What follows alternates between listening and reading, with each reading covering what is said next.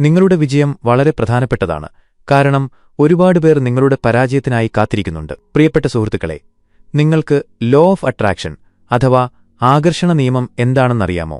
അത് എങ്ങനെയാണ് പ്രവർത്തിക്കുന്നത്? ലോ ഓഫ് അട്രാക്ഷൻ ഒരേയൊരു തത്വത്തിൽ മാത്രമാണ് പ്രവർത്തിക്കുന്നത്. അത് നമ്മളെ പഠിപ്പിക്കുന്നത് എല്ലാം ഊർജ്ജമാണെന്നാണ്. ഈ ലോകത്ത് നമ്മൾ കാണുന്നതും കേൾക്കുന്നതുമെല്ലാം ഊർജ്ജത്താൽ നിർമ്മിതമാണ്. അതുകൊണ്ടാണ് നിങ്ങളുടെ ഉള്ളിൽ നിന്ന് പുറത്തേക്ക് പോകുന്ന ഊർജ്ജം ഏതുതരമാണോ അതേതരം ഊർജ്ജം തന്നെ തിരിച്ച് നിങ്ങളുടെ ഉള്ളിലേക്ക് പ്രവേശിക്കുന്നത്. നിങ്ങൾ ഈ വീഡിയോ ശ്രദ്ധയോടെ മനസ്സിലാക്കുകയാണെങ്കിൽ ലോ ഓഫ് അട്രാക്ഷൻ അഥവാ ആകർഷണ നിയമത്തെക്കുറിച്ച് മറ്റൊരു വീഡിയോയും കാണേണ്ടിവരില്ല. ഇത് മനസ്സിലാക്കാൻ വീഡിയോ അവസാനം വരെ കാണുക, കാരണം ഇത് നിങ്ങളുടെ ജീവിതം മാറ്റിമറിക്കുന്ന ഒരു വീഡിയോ ആയിരിക്കും.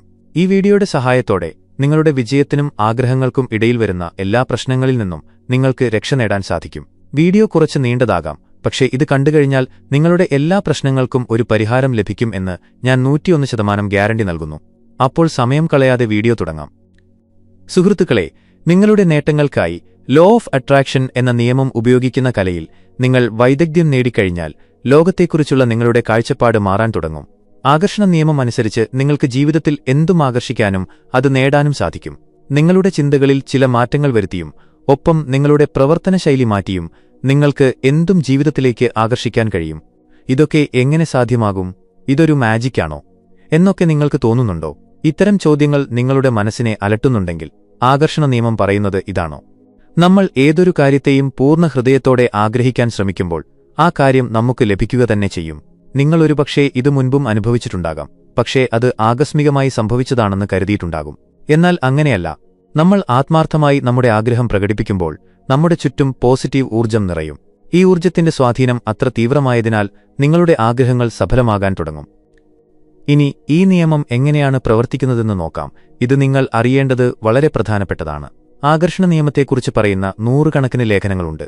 ഇത് ഒരു കെട്ടുകഥയല്ല എന്ന് അവയെല്ലാം പറയുന്നു. കുറച്ചു വർഷം മുൻപ് റോണ്ട ബേൺ എഴുതിയ ദ മിസ്റ്ററി എന്ന പുസ്തകം ലോകത്തിൽ ഏറ്റവും കൂടുതൽ വിറ്റഴിഞ്ഞ പുസ്തകങ്ങളിൽ ഒന്നായി മാറി. ഈ പുസ്തകം പൂർണ്ണമായും ആകർഷണ നിയമത്തെ അടിസ്ഥാനമാക്കിയുള്ളതാണ്. ഇന്ന് ഈ നിയമത്തെക്കുറിച്ച് ധാരാളം ഗവേഷണങ്ങൾ നടക്കുന്നുണ്ട്, പക്ഷേ നിർഭാഗ്യവശാൽ ഈ നിയമം നേരിട്ടല്ല പ്രവർത്തിക്കുന്നത്. ഇന്ന് ഞാൻ നിങ്ങളോട് പറയാൻ പോകുന്നത് എങ്ങനെയാണ് ആകർഷണ നിയമം ഉപയോഗിച്ച് നിങ്ങളുടെ ജീവിതം മെച്ചപ്പെടുത്താനും സന്തോഷം കൊണ്ടുവരാനും സാധിക്കുന്നത് എന്നാണ്. ആകർഷണ നിയമം പറയുന്നത് നമ്മുടെ ജീവിതത്തിൽ ആഗ്രഹിക്കുന്ന കാര്യങ്ങൾ ആകർഷിക്കാനുള്ള കഴിവ് നമുക്ക് മുൻപേ തന്നെയുണ്ട് എന്നാണ്. ജീവിതത്തിലെ വിവിധ ഘട്ടങ്ങളിൽ നിങ്ങൾ നേരിട്ട നെഗറ്റീവ് സാഹചര്യങ്ങളും നിരാശാജനകമായ സന്ദേശങ്ങളും ഉണ്ടായിട്ടും നിങ്ങളുടെ മനസ്സിനും വിശ്വാസത്തിനും നിങ്ങളുടെ ലക്ഷ്യങ്ങൾ പൂർത്തീകരിക്കാനുള്ള ശക്തിയുണ്ട്. പോസിറ്റിവിറ്റിയുടെ സ്വാധീനത്തെക്കുറിച്ച് നിങ്ങൾക്ക് ബോധ്യമുണ്ട്. നിങ്ങൾ നിങ്ങളുടെ ചിന്തകളിൽ പോസിറ്റിവിറ്റി കൊണ്ടുവരുമ്പോൾ ആകർഷണ നിയമം കൂടുതൽ ശക്തിയോടെ പ്രവർത്തിക്കാൻ തുടങ്ങും. നിങ്ങൾക്ക് പൂർണ്ണ സംതൃപ്തി നൽകുന്ന ചിന്തകൾക്ക് നിങ്ങൾ കൂടുതൽ സമയം നൽകണം. നിങ്ങളുടെ സ്വപ്നങ്ങളെ കൂടുതൽ ഫലപ്രദമായി കാണുമ്പോൾ അവ യാഥാർത്ഥ്യമാക്കാനുള്ള സാധ്യത നിങ്ങൾ ബോധപൂർവം വർദ്ധിപ്പിക്കുന്നു. നിങ്ങളുടെ ഭാവിയെക്കുറിച്ചുള്ള കാഴ്ചപ്പാടും ചിന്തകളും കൂടുതൽ ആംബിഷ്യസും പോസിറ്റീവുമാക്കുക. ഈ ചെറിയ കാര്യം പോലും നിങ്ങളെ വലിയ വിജയത്തിലേക്ക് നയിക്കും. നിങ്ങളുടെ ഭൂരിഭാഗം സമയവും പോസിറ്റീവ് ചിന്തകൾക്കായി മാറ്റിവെക്കണം. നിങ്ങളുടെ ഊർജ്ജം അത്രയധികം വർദ്ധിക്കുകയും നിങ്ങളുടെ വിജയസാധ്യത പല മടങ്ങ് കൂടുകയും ചെയ്യും. പലപ്പോഴും ആളുകൾക്ക് അവർ ആഗ്രഹിക്കുന്ന ഫലം ലഭിക്കാത്തതിനെക്കുറിച്ച് ചിന്തിക്കാൻ തുടങ്ങും. ഇതിന് പല കാരണങ്ങളുണ്ടാകാം. ആകർഷണ നിയമത്തിലെ വിദഗ്ധർ പറയുന്നത് നിങ്ങളുടെ ചിന്തകളിൽ നിങ്ങളുടെ വിശ്വാസവും ഉൾപ്പെട്ടിരിക്കണമെന്നാണ്. നിങ്ങളെ എപ്പോഴും വിജയത്തിന്റെ അടുത്ത് കാണുക. നിങ്ങളുടെ ലക്ഷ്യങ്ങൾ നേടാൻ നിങ്ങൾക്ക് എളുപ്പത്തിൽ കഴിയുമെന്ന തോന്നൽ പലപ്പോഴും ഉണ്ടാകണം. നിങ്ങളുടെ വിജയം നിങ്ങൾക്ക് വളരെ അടുത്താണെന്ന് തോന്നണം. നിർഭാഗ്യവശാൽ ഈ മാനസികാവസ്ഥ കുറച്ച് നിമിഷത്തേക്ക് മാത്രം നിലനിൽക്കുന്ന ഒന്നാണ്. അതിനുശേഷം നിങ്ങൾക്ക് നിരാശ തോന്നിത്തുടങ്ങുന്നു. നിങ്ങൾക്ക് സംശയമുണ്ടാകുകയും ക്രമേണ ഈ സംശയം നിങ്ങളുടെ പരാജയമായി മാറുകയും ചെയ്യുന്നു. നിങ്ങളുടെ ലക്ഷ്യങ്ങൾ തീരുമാനിക്കുമ്പോൾ നിങ്ങൾക്കത് ശരിക്കും വേണോ എന്ന് ശ്രദ്ധിക്കണം. നിങ്ങൾക്ക് അത് ശരിക്കും വേണമെങ്കിൽ ഈ ആകർഷണ നിയമം പ്രവർത്തിക്കുകയും നിങ്ങളെ അതിലേക്ക് അടുപ്പിക്കുകയും ചെയ്യും. അങ്ങനെയുള്ളപ്പോൾ നിങ്ങൾ എല്ലായ്പ്പോഴും നിങ്ങളെ വിജയത്തിന്റെ അടുത്ത് കാണണം. ഇത് നടക്കില്ല എന്നൊരിക്കലും ചിന്തിക്കരുത്. നിങ്ങളുടെ മാനസികാവസ്ഥ ചുറ്റുമുള്ള ഊർജ്ജത്തെ നേരിട്ട് സ്വാധീനിക്കുന്നു. അതുകൊണ്ട് നിങ്ങളുടെ ലക്ഷ്യത്തെക്കുറിച്ച് നെഗറ്റീവ് ചിന്തകൾ അറിയാതെ പോലും ഉണ്ടാകാതെ ശ്രദ്ധിക്കുക. ഇനിയുണ്ടാകുകയാണെങ്കിൽ അവയെ നിയന്ത്രിക്കാൻ ശ്രമിക്കുക. നമ്മുടെ ചിന്തകളും മനസ്സിലെ ഓരോ ആശയങ്ങളും നമ്മുടെ നിയന്ത്രണത്തിലാണ്. പക്ഷേ നിയന്ത്രണം നേടണമെങ്കിൽ അതിനായി നിങ്ങൾ നന്നായി പരിശീലിച്ചിരിക്കണം. അല്ലെങ്കിൽ നിങ്ങൾ ആഗ്രഹിക്കുന്നത് ഒന്നായിരിക്കും, പക്ഷേ ചിന്തിക്കുന്നത് മറ്റെന്തെങ്കിലുമായിരിക്കും. ഒരു വ്യക്തി ജനിക്കുമ്പോൾ തന്നെ തന്റെ മനസ്സിനെ നിയന്ത്രിക്കാൻ പഠിക്കുന്നില്ല. അത് അവന്റെ സ്വന്തം പരിശ്രമങ്ങളുടെ ഫലമാണ്. നിങ്ങൾ തുടർച്ചയായി പരിശ്രമിച്ചാൽ നിങ്ങളുടെ മനസ്സിനെ നിങ്ങൾക്കനുസരിച്ച് മാറ്റാൻ കഴിയും. ഉദാഹരണത്തിന്, ഒരു നിമിഷം നിങ്ങൾക്കൊരു സാധനം ഇഷ്ടപ്പെടുകയും അത് നേടാൻ ആഗ്രഹിക്കുകയും ചെയ്തു. അത് നേടണമെന്ന് നിങ്ങൾ ഉറച്ച തീരുമാനമെടുത്തു. എന്നാൽ അടുത്ത നിമിഷം മറ്റൊരാൾക്ക് ആ സാധനം ഇഷ്ടപ്പെട്ടു. അപ്പോൾ നിങ്ങൾ എന്തു ചെയ്യും? തന്റെ മനസ്സിനെ കീഴടക്കിയ ഒരാൾക്ക് ആ സാധനം വളരെ എളുപ്പത്തിൽ മറ്റൊരാൾക്ക് നൽകാൻ കഴിയും. അതിലൂടെ അയാൾക്ക് യാതൊരു വ്യത്യാസവും തോന്നില്ല. എന്നാൽ നേരെ മറിച്ച് തന്റെ മനസ്സിന്റെ അടിമയായ ഒരാളുടെ മാനസികാവസ്ഥ അപ്പോൾ വളരെ മോശമായിരിക്കും. അയാൾ ദുഃഖിതനായിരിക്കും, തന്റെ ദൈവത്തെപ്പോലും തെറ്റിദ്ധരിക്കും. ചുറ്റും അത്രയധികം നെഗറ്റീവ് ഊർജ്ജം സൃഷ്ടിക്കപ്പെടും. അത് കാരണം നടക്കാൻ പോകുന്ന കാര്യങ്ങൾ പോലും മോശമായി മാറും. രാത്രി കിടക്കാൻ പോകുമ്പോൾ അയാൾ ദുഃഖിതനായി ചിന്തിക്കും, ഇന്നത്തെ ദിവസം മുഴുവൻ മോശമായിരുന്നു, എന്റെ ഭാഗ്യം മോശമാണ്. ഇപ്പോൾ നിങ്ങൾ തിരഞ്ഞെടുക്കുക, നിങ്ങൾക്ക് എന്താണ് വേണ്ടതെന്ന്. ആകർഷണ നിയമത്തിന്റെ എല്ലാ വശങ്ങളും മനസ്സിലാക്കുക. നെഗറ്റീവ് ചിന്തകളിൽ നിന്ന് എപ്പോഴും അകലം പാലിക്കുക. നിങ്ങൾക്ക് കാര്യങ്ങൾ അനുകൂലമല്ലെന്നറിഞ്ഞാൽ പോലും നിങ്ങൾ സ്വയം ശാന്തമായിരിക്കുക. നിങ്ങളുടെ പോസിറ്റീവ് ചിന്തകൾ തുടരാൻ ശ്രമിക്കുക. നിങ്ങളുടെ ശ്രദ്ധയുടെ കേന്ദ്രം മാറ്റുക. സാഹചര്യങ്ങൾ താനെ മാറും. നിങ്ങൾക്ക് സുഖമില്ലെന്ന് തോന്നുമ്പോൾ നിങ്ങളുടെ മനസ്സിൽ തീർച്ചയായും നെഗറ്റീവ് ഊർജ്ജത്തിന്റെ സ്വാധീനമുണ്ടാകും. യഥാർത്ഥത്തിൽ സ്ഥിതി നിങ്ങൾക്ക് തോന്നുന്നത്ര മോശമല്ല. അങ്ങനെയുള്ളപ്പോൾ നിങ്ങളുടെ ശ്രദ്ധയുടെ കേന്ദ്രം നിങ്ങൾ ഏതുതരം ഊർജ്ജം ഉപയോഗിക്കുന്നു എന്ന് തീരുമാനിക്കുന്നു. അതിനനുസരിച്ച് നിങ്ങളുടെ മനസ്സ് പ്രവർത്തിക്കാൻ തുടങ്ങുന്നു. അതേസമയം നിങ്ങളുടെ ശ്രദ്ധയുടെ കേന്ദ്രം ചില പോസിറ്റീവ് ചിന്തകളോടാണെങ്കിൽ നിങ്ങളുടെ മനസ്സിൽ പുതിയ ഊർജ്ജവും ഉന്മേഷവും നിറയും. നിങ്ങൾ ഏത് വിഷയത്തെക്കുറിച്ചാണോ ചിന്തിക്കുന്നത് അതിനോടുള്ള നിങ്ങളുടെ കാഴ്ചപ്പാട് പോസിറ്റീവാണോ നെഗറ്റീവാണോ എന്നതിനെ ആശ്രയിച്ചിരിക്കും കാര്യങ്ങൾ. നിങ്ങളുടെ കാഴ്ചപ്പാട് നെഗറ്റീവാണെങ്കിൽ നിങ്ങൾക്ക് നഷ്ടമുണ്ടാകും. പോസിറ്റീവാണെങ്കിൽ നിങ്ങളുടെ വിജയസാധ്യത വർദ്ധിക്കും. അതിനാൽ നിങ്ങളുടെ ശ്രദ്ധയുടെ കേന്ദ്രം പോസിറ്റീവായി നിലനിർത്തുന്നത് വളരെ പ്രധാനമാണ്. അത് നെഗറ്റീവാണെങ്കിൽ അതിനെ പോസിറ്റീവിലേക്ക് മാറ്റുക. ആകർഷണ നിയമം വിജയത്തെക്കുറിച്ചുള്ള നിങ്ങളുടെ വിശ്വാസത്തെ പൂർണ്ണമായും മാറ്റും. വളരെ ബുദ്ധിമാന്മാരായ, ധനികരായ, സൗന്ദര്യമുള്ള അല്ലെങ്കിൽ ചില പ്രത്യേക പദവികൾ ലഭിച്ച ആളുകൾക്ക് മാത്രമേ വിജയം നേടാൻ കഴിയൂ എന്ന് വിശ്വസിച്ചാണ് പലരും വളരുന്നത്. എന്നാൽ ആകർഷണ നിയമത്തിൽ നിങ്ങൾ നിങ്ങളുടെ അടിസ്ഥാനപരമായ വിശ്വാസം സ്ഥാപിക്കുകയും അത് പൂർണ്ണമായി നടപ്പിലാക്കുകയും ചെയ്താൽ വിജയം എല്ലാവർക്കും ലഭ്യമായ ഒന്നാണെന്ന് നിങ്ങൾ കാണും. ചില ചിന്തകൾ നഷ്ടം മാത്രമേ നൽകുന്നുള്ളൂ. പലപ്പോഴും നിങ്ങൾ സ്വയം തളർന്നുപോയതായി നിങ്ങൾക്ക് തോന്നും. നിങ്ങൾ സ്വയം വളരെയധികം വിമർശിക്കുമ്പോൾ അത് നിങ്ങളുടെ വ്യക്തിപരമായ ജീവിതത്തെ ബാധിക്കാൻ തുടങ്ങും. തെറ്റുകൾ എല്ലാവർക്കും സംഭവിക്കും. പക്ഷേ അവ മറന്ന് ഭാവിയിൽ അത്തരം തെറ്റുകൾ ആവർത്തിക്കാതിരിക്കാൻ നമ്മൾ പഠിക്കണം. എന്നാൽ അതിനു പകരം ആ തെറ്റിനെ നിങ്ങളുടെ മനസ്സിൽ ഈ ലോകത്ത് നിങ്ങൾക്ക് മാത്രമാണ് ഇത് സംഭവിക്കുന്നതെന്ന രീതിയിൽ നിങ്ങൾ സ്ഥാപിക്കുന്നു. ഇതേ ഊർജ്ജം നല്ലതും പോസിറ്റീവായ ചിന്തകളിലേക്ക് നിങ്ങൾ നൽകിയിരുന്നെങ്കിൽ നിങ്ങളെ വിജയിക്കുന്നതിൽ നിന്ന് ആർക്കും തടയാൻ കഴിയില്ല. എന്നാൽ അതേ ചിന്തകൾ ഇടയ്ക്കിടെ നിങ്ങളെ അലട്ടിക്കൊണ്ടിരിക്കും. പലപ്പോഴും നിങ്ങളുടെ മനസ്സിൽ പഴയ ചിന്തകൾ വരും. അത് നിങ്ങളെ പൂർണ്ണമായും നെഗറ്റിവിറ്റി കൊണ്ട് നിറയ്ക്കും. അങ്ങനെയുള്ളപ്പോൾ നിങ്ങൾക്കൊന്നും നല്ലതായി തോന്നില്ല. നിങ്ങൾ നിങ്ങളുടെ ലക്ഷ്യത്തോട് ഉത്തരവാദിത്തമില്ലാത്തവരായി മാറും. പതിയെ പതിയെ നിങ്ങൾ നെഗറ്റിവിറ്റിയുടെ പിടിയിലകപ്പെടും. ഓരോ ദിവസവും നമ്മൾ എത്ര സമയം വെറുതെ പാഴാക്കുന്നു. നിങ്ങൾക്ക് ഒരു ദിവസം 15 മിനിറ്റ് മാത്രമാണുള്ളതെങ്കിൽ പോലും ആ സമയം നിങ്ങൾക്ക് ധ്യാനത്തിനായി ഉപയോഗിക്കാം. ആ 15 മിനിറ്റ് സമയമെടുത്ത് നിങ്ങൾ നിങ്ങളുടെ ലക്ഷ്യങ്ങൾ പൂർത്തിയാക്കുമ്പോൾ അതെങ്ങനെയായിരിക്കുമെന്ന് ദൃശ്യവൽക്കരിക്കുന്ന ചിന്തകളിൽ ശ്രദ്ധ കേന്ദ്രീകരിക്കാം. ഇതിനെയാണ് വിഷ്വലൈസേഷൻ പ്രോസസ്സ് എന്ന് പറയുന്നത്. ആകർഷണ നിയമത്തിന്റെ ആദ്യത്തെ പടിയാണ് ഇത്. ഈ പ്രോസസ്സ് ചെയ്യാൻ സമയമോ ഊർജ്ജമോ ആവശ്യമില്ല. പക്ഷേ അത് തീർച്ചയായും വലിയ ഗുണങ്ങൾ നൽകും. നിങ്ങളുടെ സ്വപ്നങ്ങളെക്കുറിച്ച് ചിന്തിക്കുകയും അവയുടെ സാധ്യമായ ഫലങ്ങൾ വിശകലനം ചെയ്യുകയും ചെയ്യുന്നത് പ്രധാനമാണ്. നിങ്ങൾ ചെയ്യുന്ന ജോലിക്ക് എങ്ങനെയുള്ള വിജയമായിരിക്കും ലഭിക്കുക എന്ന് നിങ്ങൾക്കറിയാമെങ്കിൽ തീർച്ചയായും നിങ്ങൾ അതിനെക്കുറിച്ച് ചിന്തിക്കണം. നിങ്ങൾ സ്വയം വിജയിച്ചതായി അനുഭവപ്പെടുന്ന നിമിഷങ്ങൾക്കൊപ്പം കുറച്ച് സമയം ചെലവഴിക്കുക. സുഹൃത്തുക്കളെ, ബോധമനസ്സിനെക്കുറിച്ചും ഉപബോധമനസ്സിനെക്കുറിച്ചും നിങ്ങൾ എവിടെയെങ്കിലും കേട്ടിട്ടുണ്ടാകാം. എന്താണ് ബോധമനസ്സ്? എന്താണ് ഉപബോധമനസ്സ്? നിങ്ങളൊരു കാര്യം നിങ്ങളുടെ ഉപബോധമനസ്സിലെത്തിച്ചാൽ അത് വളരെ എളുപ്പത്തിൽ യാഥാർത്ഥ്യമാകുമെന്ന് കേട്ടിട്ടുണ്ടാവാം.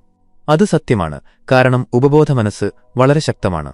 എന്നാൽ നിങ്ങളുടെ കാര്യം ഉപബോധമനസ്സിലെത്തുന്നുണ്ടോ? ഇല്ല. പലരുടെയും കാര്യങ്ങൾ ഉപബോധമനസ്സിലെത്തുന്നില്ല. അപ്പോൾ ഈ ഉപബോധമനസ്സെന്താണ്? അത് മനസ്സിലാക്കിയാൽ ഒരുപക്ഷെ ഉപബോധമനസ്സിലേക്ക് കാര്യങ്ങൾ എത്തിക്കുന്നത് എളുപ്പമാകും. നമ്മുടെ ശരീരത്തിലെ ഏറ്റവും ശക്തമായ ഭാഗമാണ് തലച്ചോറ്. നമ്മുടെ തലച്ചോറിന്റെ ശക്തി ശരീരത്തിന്റെ ശക്തിയേക്കാൾ വളരെ കൂടുതലാണ്. ഉപബോധമനസ്സിന്റെ ശക്തി മനസ്സിലാക്കുകയും അതെങ്ങനെ ശരിയായി ഉപയോഗിക്കണമെന്ന് പഠിക്കുകയും ചെയ്ത ഒരാൾക്ക് ജീവിതത്തിലെ ഏത് ലക്ഷ്യവും എളുപ്പത്തിൽ നേടാൻ കഴിയും. നിങ്ങളുടെ ബോധമനസ്സും ഉപബോധമനസ്സും എങ്ങനെ പ്രവർത്തിക്കുന്നു, അവയിലൂടെ എങ്ങനെ നിങ്ങൾ ആഗ്രഹിക്കുന്ന ഫലം നേടാമെന്ന് നോക്കാം. കോൺഷ്യസ് മൈൻഡ് അഥവാ ബോധമനസ്സ്. എന്താണ് ബോധമനസ്സ്? അത് എങ്ങനെ പ്രവർത്തിക്കുന്നു? നമ്മൾ ഒരു കാര്യം ആദ്യമായി ചെയ്യുമ്പോൾ അതിന് നമ്മൾക്ക് ശീലമുണ്ടാകില്ല. ആ കാര്യം നമ്മൾ ചിന്തിച്ചും ശ്രദ്ധിച്ചും ചെയ്യും. ആ കാര്യത്തെക്കുറിച്ച് നമ്മൾ ചിന്തിക്കാൻ ഉപയോഗിക്കുന്ന മനസ്സാണ് ബോധമനസ്സ്. ഇത് ആക്റ്റീവായ മനസ്സാണ്. നമ്മളോടൊരു കാര്യം പറയുമ്പോൾ അതിനോടുള്ള നമ്മുടെ പ്രതികരണം ബോധമനസ്സിൽ നിന്നാണ് വരുന്നത്. കാരണം നമ്മൾ ആ കാര്യം ശ്രദ്ധയോടെ കേൾക്കുകയാണ്. നമ്മൾ ഒരു കാര്യം ആഗ്രഹിക്കുമ്പോൾ അത് ബോധമനസ്സിൽ നിന്നാണ്. നമ്മൾ ഒരു കാര്യത്തെക്കുറിച്ച് തർക്കിക്കുമ്പോഴും അത് ബോധമനസ്സിൽ നിന്നാണ്. നമ്മുടെ മൊത്തം മനസ്സിന്റെ 10% മാത്രമാണ് ബോധമനസ്സ്. നമ്മൾ ശ്രദ്ധയോടെ ഒരു കാര്യം ചെയ്യുമ്പോൾ അത് ബോധമനസ്സിലൂടെയാണ് ചെയ്യുന്നത്. സബ്കോൺഷ്യസ് മൈൻഡ് അഥവാ ഉപബോധമനസ്സ്. എന്താണ് ഉപബോധമനസ്സ്? നമ്മൾ ഒരു കാര്യം ചെയ്യുമ്പോൾ അതിനെക്കുറിച്ച് ചിന്തിക്കേണ്ട ആവശ്യമില്ല, അത് ശീലമായി മാറിയിരിക്കുന്നു. നമ്മുടെ എല്ലാ ജോലികളും തനിയെ നടക്കും. ഇത് നമ്മുടെ ഉപബോധമനസ്സിൽ നിന്നാണ്. ഉപബോധമനസ്സ് ഒരു കാര്യം അംഗീകരിക്കുകയാണെങ്കിൽ, ഉദാഹരണത്തിന് നിങ്ങൾ കാർ ഓടിക്കാൻ പഠിച്ചു എന്ന് അത് വിശ്വസിക്കുകയാണെങ്കിൽ നിങ്ങൾ ഭയമില്ലാതെ വണ്ടി ഓടിക്കും. നമ്മുടെ തലച്ചോറിന്റെ 90% ഉപയോഗിക്കുന്നത് ഉപബോധമനസ്സാണ്. ഇത് നമ്മുടെ ഭാവിയെ തീരുമാനിക്കുന്നു. നമ്മൾ കാർ ഓടിക്കാൻ പഠിച്ചുകഴിഞ്ഞാൽ എപ്പോൾ ബ്രേക്ക് ചെയ്യണം, എപ്പോൾ ഗിയർ മാറ്റണം എന്ന് ചിന്തിക്കേണ്ട ആവശ്യമില്ല. നമ്മൾ ഒരുപാട് കാലം ഒരു കാര്യം ഓർമ്മിക്കുമ്പോൾ അത് നമ്മുടെ ഉപബോധമനസ്സിൽ ഓർമ്മയായി നിൽക്കും. ബോധമനസ്സും ഉപബോധമനസ്സും ഒരുമിച്ച് ചേർന്നാണ് നമ്മുടെ ജീവിതത്തെ മുന്നോട്ട് നയിക്കുന്നത്. നമ്മൾ ജീവിതത്തിൽ ചെയ്യുന്നതെല്ലാം ഈ 2 മനസ്സുകളാണ് നിയന്ത്രിക്കുന്നത്. ചുരുക്കത്തിൽ നമ്മുടെ തലച്ചോറാണ് നമ്മുടെ ജീവിതത്തെ നയിക്കുന്നത് എന്ന് പറയാം. ബോധമനസ്സ് സാധാരണമാണ്, പക്ഷേ ഉപബോധമനസ്സ് വളരെ പ്രത്യേകതയുള്ളതാണ്. നമ്മുടെ ജീവിതത്തിലെ 90% തീരുമാനങ്ങളും നമ്മൾ എടുക്കുന്നതല്ല, നമ്മുടെ ഉപബോധമനസ്സാണ് എടുക്കുന്നത്. നമ്മുടെ തലച്ചോറിന്റെ യഥാർത്ഥ ശക്തി നമ്മുടെ ഉപബോധമനസ്സിലാണ്. ഒരു മിനിറ്റിൽ നമ്മുടെ ഹൃദയം ഏകദേശം 70 തവണയാണ് മിടിക്കുന്നത്. ആരാണിത് നിയന്ത്രിക്കുന്നത്? ആരാണ് നമ്മുടെ ശരീരത്തിന്റെ താപനില നിലനിർത്തുന്നത്? ഇതിന്റെ ഉത്തരം നമ്മുടെ ഉപബോധമനസ്സാണ്. ഇത് നമ്മുടെ തലച്ചോറിന്റെ പവർ ഹൌസാണ്. നമ്മൾ ആരാണ്, നമ്മൾ എങ്ങനെ പ്രവർത്തിക്കുന്നു എന്ന് തീരുമാനിക്കുന്നത് ഇതാണ്. നമ്മുടെ ശീലങ്ങളും ഉപബോധമനസ്സുമായി ബന്ധപ്പെട്ടിരിക്കുന്നു. ഉദാഹരണത്തിന്, ദിവസവും ഇന്റർനെറ്റ് ഉപയോഗിക്കുന്ന ശീലം നമ്മുടെ ഉപബോധമനസ്സിൽ സംഭരിച്ചിരിക്കുന്നു. ശീലങ്ങൾ എളുപ്പത്തിൽ മാറ്റാൻ കഴിയില്ലെന്ന് നമുക്കറിയാം, പക്ഷേ അതിന്റെ കാരണമെന്താണെന്ന് നമുക്കറിയില്ല. കാരണം ഈ ശീലം നമ്മുടെ ബോധമനസ്സിലല്ല, ഉപബോധമനസ്സിലാണ് സംഭരിച്ചിരിക്കുന്നത്. ഇത് നമ്മുടെ ബോധമനസ്സിനേക്കാൾ വളരെ ശക്തമാണ്. നമ്മുടെ ജീവിതത്തിൽ പല കാര്യങ്ങളും ചെയ്യരുതെന്ന് നമുക്കറിയാം, പക്ഷെ നമ്മൾ അത് തന്നെ ചെയ്യും. കാരണം നമ്മുടെ ബോധമനസ്സിന് അത് ചെയ്യരുതെന്നറിയാം, പക്ഷെ ഉപബോധമനസ്സിനത് അറിയില്ല. ഉപബോധമനസ്സ് എങ്ങനെ പ്രവർത്തിക്കുന്നു? നമ്മുടെ ഉപബോധമനസ്സ് നമ്മൾ വിശ്വസിക്കുന്ന കാര്യങ്ങൾ ചെയ്യും. ഇത് നമ്മുടെ ബോധമനസ്സിനെപ്പോലെ കാരണങ്ങൾ തേടുകയോ തർക്കിക്കുകയോ ചെയ്യുന്നില്ല. നെഗറ്റീവ് ചിന്തകൾ നമ്മുടെ ഉപബോധമനസ്സിൽ വിപരീതമായി പ്രവർത്തിക്കും. നമ്മുടെ ഉപബോധമനസ്സ് ഒരു ഭൂമിയെപ്പോലെയാണ്. അത് ശരിയായതും തെറ്റായതുമായ എല്ലാ വിത്തുകളും സ്വീകരിക്കും. നിങ്ങൾ മനഃപൂർവ്വം ഒരു കാര്യം ശരിയാണെന്ന് വിശ്വസിക്കുകയാണെങ്കിൽ, അത് കളവാണെങ്കിൽ പോലും നിങ്ങളുടെ ഉപബോധമനസ്സ് അതിനെ സത്യമായി എടുത്ത് അതിൽ പ്രവർത്തിക്കാൻ തുടങ്ങും. നിങ്ങൾക്ക് നല്ല ഫലം ലഭിക്കും, കാരണം നിങ്ങൾ മനസ്സുകൊണ്ട് അതിനെ സത്യമെന്ന് വിശ്വസിച്ചു. ഒരു കാര്യം ഉപബോധമനസ്സിലെത്തിക്കഴിഞ്ഞാൽ അത് യാഥാർത്ഥ്യമാകുന്നതിൽ നിന്ന് ആർക്കും തടയാൻ കഴിയില്ല. ഒരു കാര്യം ബോധമനസ്സിലൂടെ ഉപബോധമനസ്സിലെത്തിയാൽ അത്ഭുതങ്ങൾ സംഭവിക്കാൻ തുടങ്ങും. ഒരു കാര്യം ഉപബോധമനസ്സിലേക്ക് നൽകുമ്പോൾ അത് ശരിയാണോ തെറ്റാണോ എന്നത് ചിന്തിക്കുന്നില്ല. അതിന് ലഭിച്ച നിർദ്ദേശങ്ങൾ അത് യാഥാർത്ഥ്യമാക്കാൻ തുടങ്ങുന്നു. ഉപബോധമനസ്സിന്റെ ശക്തി അപാരമാണെങ്കിൽ അതിനെന്തെല്ലാം ചെയ്യാൻ കഴിയുമെന്ന് ചിന്തിച്ചു നോക്കൂ. നിങ്ങളുടെ ഉപബോധമനസ്സുമായി ബന്ധപ്പെടാനുള്ള വഴി നിങ്ങൾ പഠിച്ചാൽ നിങ്ങൾ ഏതുയരങ്ങളിലെത്തുമെന്ന് നിങ്ങൾക്ക് ഊഹിക്കാൻ പോലും കഴിയില്ല. നിങ്ങൾക്ക് ജീവിതത്തിൽ എന്തും ചെയ്യാൻ കഴിയും. ഉപബോധമനസ്സിൽ നിങ്ങളുടെ കാര്യമെത്തിക്കാൻ പല വഴികളുണ്ട്. അതിലേറ്റവും മികച്ച വഴിയാണ് അഫർമേഷൻ. നമ്മളോടൊരു കാര്യം പറയുമ്പോൾ അത് ആദ്യം ബോധമനസ്സിൽ പോകും. എന്നിട്ട് ആ കാര്യം ഉപബോധമനസ്സിൽ എത്തിക്കണോ വേണ്ടയോ എന്ന് ബോധമനസ്സ് തീരുമാനിക്കും. ആ കാര്യം ബോധമനസ്സിന് യുക്തിപരമായി ശരിയാണെന്ന് തോന്നുകയാണെങ്കിൽ അത് ഉപബോധമനസ്സിലേക്ക് അയക്കും. ഉദാഹരണത്തിന്, ഒരു ഭ്രാന്തൻ നിങ്ങളോട് നിനക്ക് ജീവിതത്തിൽ ഒന്നും ചെയ്യാൻ കഴിയില്ല എന്ന് പറഞ്ഞാൽ നിങ്ങൾ ശ്രദ്ധിക്കില്ല, കാരണം അയാൾ ഭ്രാന്തനാണ് എന്ന് നിങ്ങൾക്കറിയാം. നിങ്ങളുടെ ബോധമനസ്സ് അത് അവഗണിക്കും. എന്നാൽ നിങ്ങൾ ബഹുമാനിക്കുന്ന ഒരു അധ്യാപകൻ ദേഷ്യത്തിൽ നിങ്ങളോട് നിനക്ക് ജീവിതത്തിൽ ഒന്നും ചെയ്യാൻ കഴിയില്ല എന്ന് പറഞ്ഞാൽ നിങ്ങളുടെ ബോധമനസ്സ് അത് വളരെ ഗൗരവമായി എടുക്കും. കാരണം അയാൾ നിങ്ങളുടെ ടീച്ചറാണ്, അദ്ദേഹം പറഞ്ഞിട്ടുണ്ടെങ്കിൽ അതിന് വലിയ കാരണമുണ്ടാകുമെന്ന് നിങ്ങൾക്ക് തോന്നും. ഈ ചിന്ത കാരണം നിങ്ങളുടെ ബോധമനസ്സിന് ഈ കാര്യം പ്രത്യേകതയുള്ളതാണെന്ന് തോന്നും. അതിനാൽ അത് ഉപബോധമനസ്സിലേക്ക് അയക്കും. അത് പോസിറ്റീവാണോ നെഗറ്റീവാണോ എന്നത് നോക്കില്ല, അത് അയക്കും. അതുകൊണ്ടാണ് എപ്പോഴും നെഗറ്റീവ് കാര്യങ്ങൾ മാത്രം കേൾക്കുന്നവരും നെഗറ്റീവ് ചുറ്റുപാടുകളിൽ ജീവിക്കുന്നവരും മുന്നോട്ടു പോകാത്തത്. ഇത് പോസിറ്റീവ് കാര്യങ്ങൾക്കും ബാധകമാണ്. ഒരു വലിയ വ്യക്തി നിങ്ങളെ പ്രശംസിക്കുകയും നിങ്ങളെ പ്രോത്സാഹിപ്പിക്കുകയും ചെയ്താൽ നിങ്ങൾക്ക് വളരെ സന്തോഷം തോന്നും. പോസിറ്റീവ് കാര്യങ്ങൾ കേൾക്കുന്നവരും പോസിറ്റീവ് പുസ്തകങ്ങൾ വായിക്കുന്നവരും ജീവിതത്തിൽ എന്തെങ്കിലും നല്ലത് ചെയ്യും. കാരണം അവർ കൂടുതലും പോസിറ്റീവ് കാര്യങ്ങളാണ് കേട്ടത്. ഈ പോസിറ്റീവ് കാര്യം ബോധമനസ്സിലെത്തുമ്പോൾ അത് പ്രത്യേകതയുള്ളതാണെങ്കിൽ അത് ഉപബോധമനസ്സിലേക്ക് അയക്കും. പിന്നീട് യഥാർത്ഥ ജീവിതത്തിൽ അത് സംഭവിക്കാൻ തുടങ്ങും. ഇതിൽ നിന്ന് മനസ്സിലാകുന്നത്, ഒരു കാര്യം നമ്മുടെ ബോധമനസ്സിൽ വീണ്ടും വീണ്ടും വരുമ്പോൾ അത് നമ്മുടെ ഉപബോധ മനസ്സിലേക്ക് പോകുന്നു എന്നാണ്. അതുകൊണ്ടാണ് നമ്മളെപ്പോഴും പോസിറ്റീവായി ചിന്തിക്കുകയും നെഗറ്റിവിറ്റിയിൽ നിന്ന് അകന്നു നിൽക്കുകയും ചെയ്യണമെന്ന് പറയുന്നത്. എന്നാൽ പലപ്പോഴും നമ്മൾ ഈ വഴിയെക്കുറിച്ച് അറിയുന്നില്ല. വീണ്ടും വീണ്ടും പറഞ്ഞതുകൊണ്ട് എന്ത് സംഭവിക്കുമെന്ന് ചിന്തിക്കുന്നു. പക്ഷേ നിങ്ങൾ ഒരു തവണ ശ്രമിച്ചു നോക്കൂ. നിങ്ങൾ എന്താണോ ചിന്തിക്കുന്നത് അതുതന്നെ നിങ്ങൾക്ക് സംഭവിക്കും. ഉപബോധ മനസ്സിലേക്ക് എങ്ങനെ പ്രവേശിക്കാം?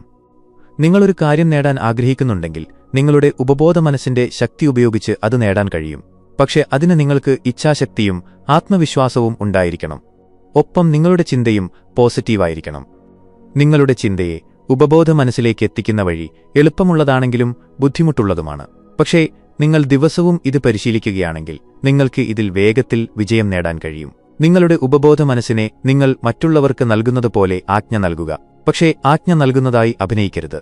നിങ്ങൾ ശരിക്കും ആജ്ഞ നൽകുക. ഈ കാര്യം അത് തീർച്ചയായും ചെയ്യും എന്ന് ചിന്തിക്കുക. തുടക്കത്തിൽ എളുപ്പമുള്ള കാര്യങ്ങൾ ഉപയോഗിച്ച് ശ്രമിക്കുക. അത് നിങ്ങളുടെ ആത്മവിശ്വാസം വർദ്ധിപ്പിക്കും. ഉദാഹരണത്തിന്, രാവിലെ നേരത്തെ എഴുന്നേൽക്കുക. രാത്രി ഉറങ്ങുന്നതിനു മുൻപ് അലാറം സെറ്റ് ചെയ്യുക. എന്നിട്ട് ധ്യാനത്തോടെ നിങ്ങളുടെ ഉപബോധ മനസ്സിനോട് ആജ്ഞ നൽകുക. നാളെ രാവിലെ ഞാൻ എന്തായാലും 5 മണിക്ക് എഴുന്നേൽക്കണം. എന്നിട്ട് ഉറങ്ങുക. നിങ്ങൾ അലാറം അടിക്കുന്നതിനു മുൻപ് എഴുന്നേറ്റാൽ നിങ്ങളുടെ ചിന്ത പൂർണ്ണമായും ഉപബോധ മനസ്സിലെത്തി എന്ന് മനസ്സിലാക്കാം. ഇല്ലെങ്കിൽ വീണ്ടും ശ്രമിച്ചു നോക്കുക. പലപ്പോഴും നമ്മൾ രാവിലെ നേരത്തെ എഴുന്നേറ്റ് വണ്ടിയോ ബസ്സോ പിടിക്കേണ്ടി വരുമ്പോൾ നമ്മൾ അലാറം വയ്ക്കാറുണ്ട്. പക്ഷെ നമ്മൾ അലാറം അടിക്കുന്നതിനു മുൻപ് എഴുന്നേൽക്കും. അതിന്റെ കാരണം ഇതാണ്: പിറ്റേ ദിവസം രാവിലെ നേരത്തെ എഴുന്നേൽക്കണം എന്ന നമ്മുടെ ചിന്ത നമ്മുടെ ഉപബോധ മനസ്സിലെത്തുന്നു. അതിന്റെ ഫലമായി നമ്മൾ നേരത്തെ എഴുന്നേൽക്കുന്നു. ഇത് ഉപബോധ മനസ്സിലേക്ക് കാര്യമെത്തിക്കാനുള്ള ഏറ്റവും ലളിതമായ വഴിയാണ്. രാത്രി ഉറങ്ങുന്നതിനു മുൻപ് ആജ്ഞ നൽകുക. തുടക്കത്തിൽ എളുപ്പമുള്ള കാര്യങ്ങൾ ചെയ്യുക. പിന്നെ പതിയെ പതിയെ അത് വർദ്ധിപ്പിക്കുക. അങ്ങനെ ചെയ്താൽ നിങ്ങൾക്ക് നിങ്ങൾ ആഗ്രഹിക്കുന്നതെല്ലാം നേടാൻ കഴിയും. ഉപബോധ മനസ്സിലെത്താനുള്ള മറ്റൊരു വഴിയാണ് മെഡിറ്റേഷൻ. നിങ്ങൾ എല്ലാ ദിവസവും മെഡിറ്റേഷൻ ചെയ്യുകയാണെങ്കിൽ നിങ്ങളുടെ സബ്കോൺഷ്യസ് മൈൻഡ് കൂടുതൽ ശക്തമാകും. ഉപബോധ മനസ്സിലേക്ക് കാര്യങ്ങളെത്തിക്കാൻ ധ്യാനത്തിന് ഒരവസ്ഥയുണ്ട്. അവിടെ എത്താൻ നിങ്ങൾക്ക് ദിവസവും ധ്യാനം പരിശീലിക്കണം. അങ്ങനെ പതിയെ പതിയെ നിങ്ങൾ തീർച്ചയായും ഉപബോധ മനസ്സിലെത്തും. ഉപബോധ മനസ്സിന്റെ ശക്തി എങ്ങനെ സ്വീകരിക്കാം? നിങ്ങളുടെ ഉപബോധ മനസ്സിനെ ശരിയായി പ്രോഗ്രാം ചെയ്യാൻ അതിന്റെ നിലനിൽപ്പിൽ നിങ്ങൾക്ക് പൂർണ്ണ വിശ്വാസമുണ്ടായിരിക്കണം. അതിന്റെ ശക്തിയെക്കുറിച്ച് നിങ്ങൾക്ക് ബോധ്യമുണ്ടായിരിക്കണം. നിങ്ങൾ ഇതിനെ ഒരു പരീക്ഷണമായി മാത്രം കാണുകയും ഉപബോധ മനസ്സ് പോലുള്ള ഒരു കാര്യമേ ഇല്ലെന്ന് വിശ്വസിക്കുകയും ചെയ്താൽ നിങ്ങളുടെ ഉപബോധ മനസ്സിൽ മാറ്റങ്ങൾ അസാധ്യമാകും. അതിനാൽ നിങ്ങൾക്ക് ഉപബോധ മനസ്സിന്റെ നിലനിൽപ്പിൽ പൂർണ്ണ വിശ്വാസമുണ്ടായിരിക്കണം. ഇത് എന്നിൽ പോസിറ്റീവായ മാറ്റങ്ങൾ കൊണ്ടുവരുമെന്ന് നിങ്ങൾ വിശ്വസിക്കണം. നിങ്ങൾ ഇങ്ങനെ ചിന്തിക്കാൻ തുടങ്ങുമ്പോൾ നിങ്ങളുടെ ഉപബോധ മനസ്സ് അതിനെ യാഥാർത്ഥ്യമാക്കാൻ തുടങ്ങും. മിക്ക ആളുകൾക്കും അവരുടെ ഉപബോധ മനസ്സ് അവർക്കെതിരെയാണ് പ്രവർത്തിക്കുന്നത്. അതിനാൽ അതിനെ നന്നായി പരിശീലിപ്പിക്കാൻ നിങ്ങൾ അതിനോട് സൗഹൃദപരമായി പെരുമാറണം.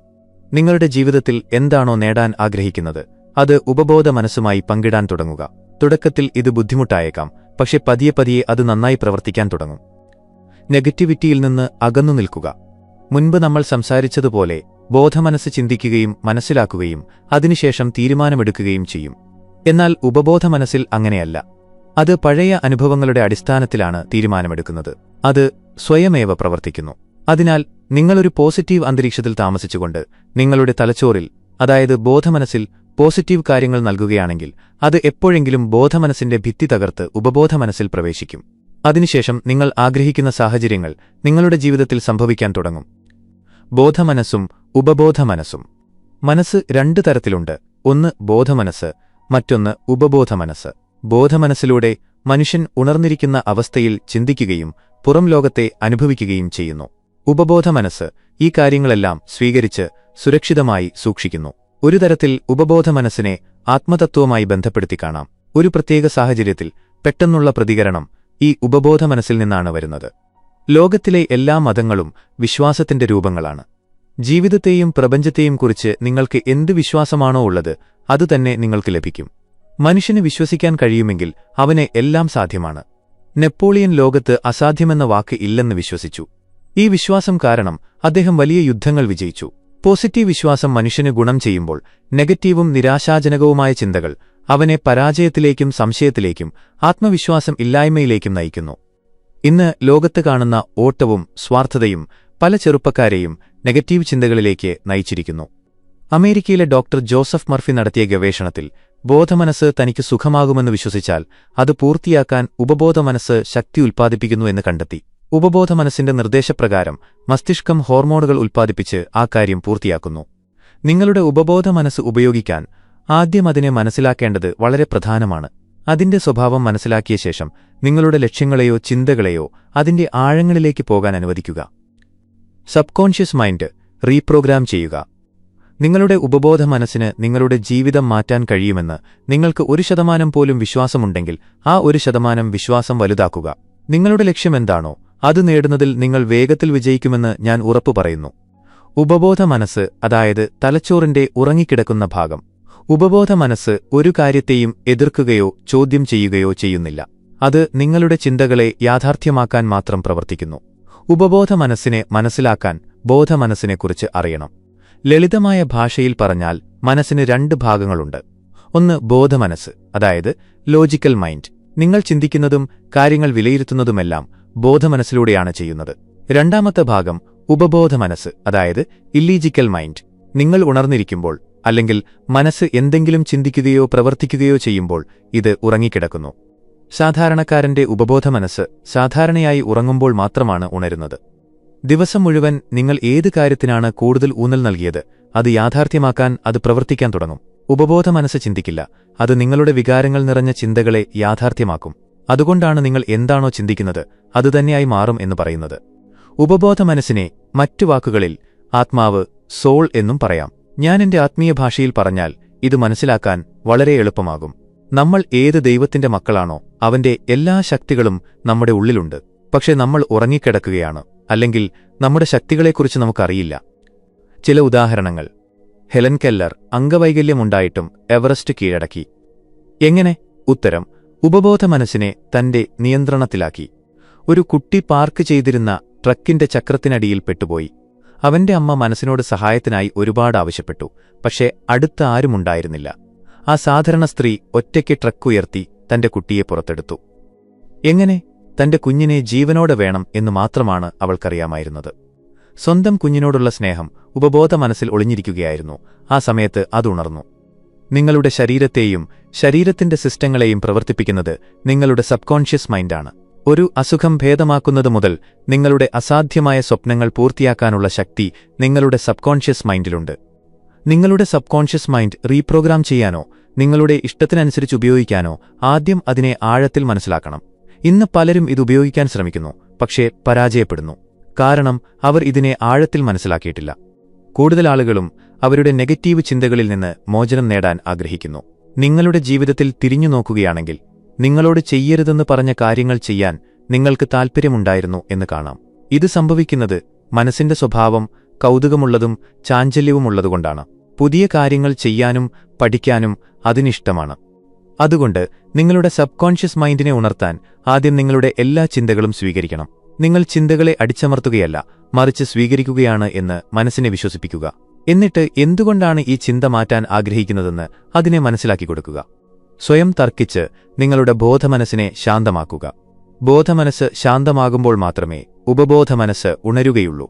ഇതാണ് ഉപബോധമനസ്സിൽ പുതിയ ചിന്തകളുടെ വിത്തുകൾ നടാനുള്ള സമയം. ഉപബോധമനസ്സിനെ സജീവമാക്കാൻ ബോധമനസ്സ് ശാന്തമാകുന്നത് വളരെ പ്രധാനമാണ്. ഉപബോധമനസ്സിലേക്ക് സന്ദേശം എങ്ങനെ അയക്കാം?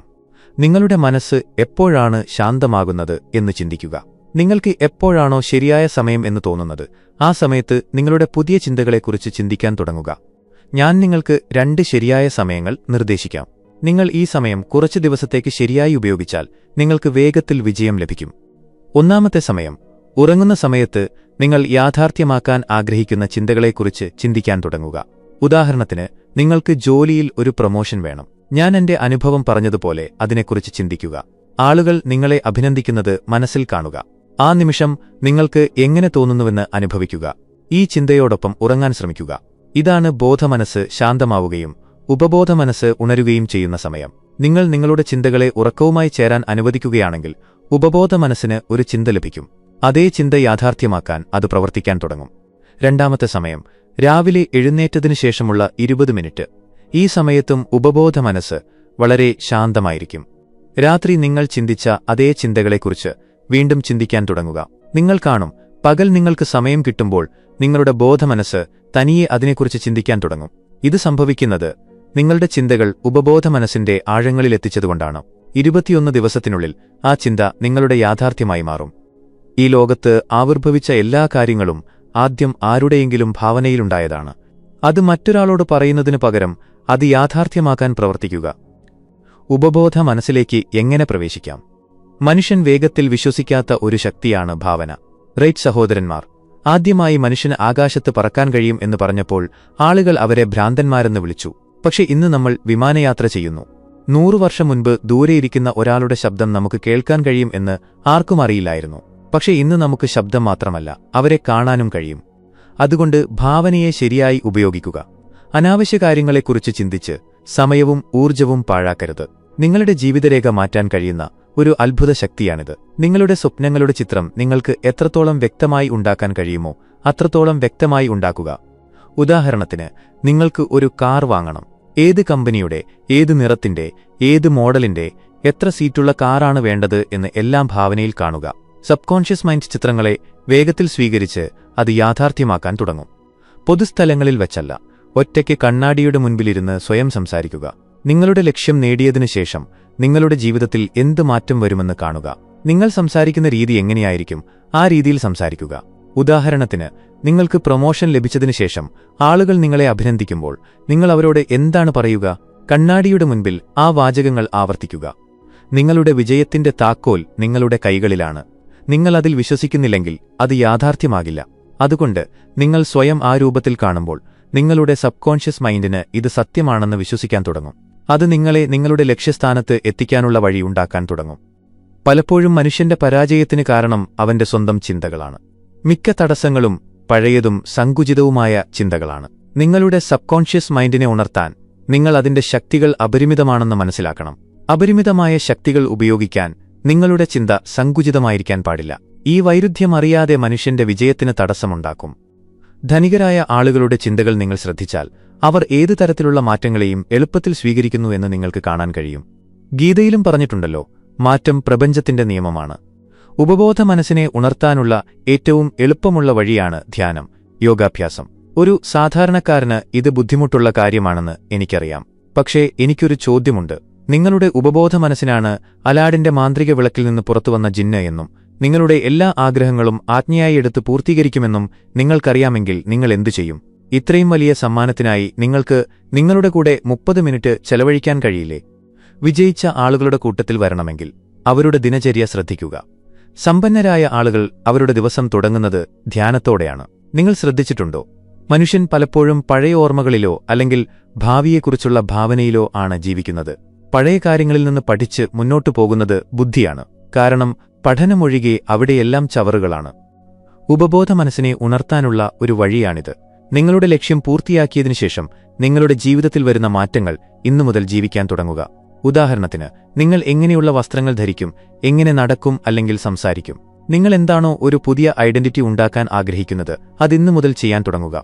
ഉപബോധ മനസ്സ് ഒരേയൊരു തത്വത്തിലാണ് പ്രവർത്തിക്കുന്നത്. അതായത്, നിങ്ങൾ ചെയ്യാൻ ആഗ്രഹിക്കുന്ന കാര്യത്തെക്കുറിച്ച് നിങ്ങൾ എന്ത് ചിന്തിക്കുന്നു, ഇത് സംഭവിക്കുമോ ഇല്ലയോ എന്ന് നിങ്ങൾക്ക് സംശയമുണ്ടോ? ഉണ്ടെങ്കിൽ വിശ്വസിച്ചോളൂ, അത് സംഭവിക്കില്ല. നിങ്ങളുടെ ഉപബോധ മനസ്സ് ഉപയോഗിക്കാൻ ആദ്യം അതിനെ മനസ്സിലാക്കേണ്ടത് വളരെ പ്രധാനമാണ്. തുടക്കത്തിൽ നിങ്ങളുടെ ബോധമനസ്സ് യുക്തി തേടുകയും പല ഒഴിവുകഴിവുകളും കാണിക്കുകയും ചെയ്യും. സാഹചര്യങ്ങളുടെ ഒഴിവുകഴിവ്, ആളുകളുടെ ഒഴിവുകഴിവ്, സമൂഹത്തിന്റെ ഒഴിവുകഴിവ്. എന്നാൽ നിങ്ങളുടെ ഇച്ഛാശക്തി ഈ ഒഴിവുകഴിവുകളേക്കാൾ ശക്തമാണെങ്കിൽ നിങ്ങൾ അവയെ ശ്രദ്ധിക്കില്ല. ഉപബോധ മനസ്സ് വളരെ ശക്തമായ ഒരു ഉപകരണമാണ്. അത് നമ്മുടെ ചുറ്റുമുള്ളതും നമ്മളിൽ സംഭവിക്കുന്നതുമായ എല്ലാ കാര്യങ്ങളെയും ഉൾക്കൊള്ളുന്നു. നെഗറ്റീവ് ചിന്തകൾ പെട്ടെന്ന് നിർത്തുന്നത് എളുപ്പമല്ലായിരിക്കാം. ക്ഷമയോടെയിരിക്കുക, നിങ്ങളോട് തന്നെ കഠിനമായി പെരുമാറരുത്, വിശ്വസിക്കുക. നിങ്ങളുടെ ഉപബോധ മനസ്സിന്റെ ശക്തി നിങ്ങളുടെ കൈകളിലാണ്. നിങ്ങളുടെ കഥ ഇപ്പോൾ തുടങ്ങിയിട്ടേയുള്ളൂ. പ്രപഞ്ചത്തോട് നിങ്ങൾക്ക് എന്താണോ വേണ്ടത് അത് ചോദിക്കുക, മടിക്കരുത്. ഇപ്പോൾ അതിനായി സ്വയം സമർപ്പിക്കുക. സന്തോഷമായിരിക്കുക. എനിക്ക് നല്ലത് മാത്രമേ സംഭവിക്കൂ എന്ന് വിശ്വസിക്കുക. കാരണം എനിക്ക് എന്നിൽ വിശ്വാസമുണ്ട്. നിങ്ങൾക്കും നിങ്ങളിൽ വിശ്വാസമുണ്ടെങ്കിൽ ഐ ലവ് യൂണിവേഴ്സ് എന്ന് തീർച്ചയായും എഴുതുക. വീഡിയോ ലൈക്ക് ചെയ്യാൻ മറക്കരുത്.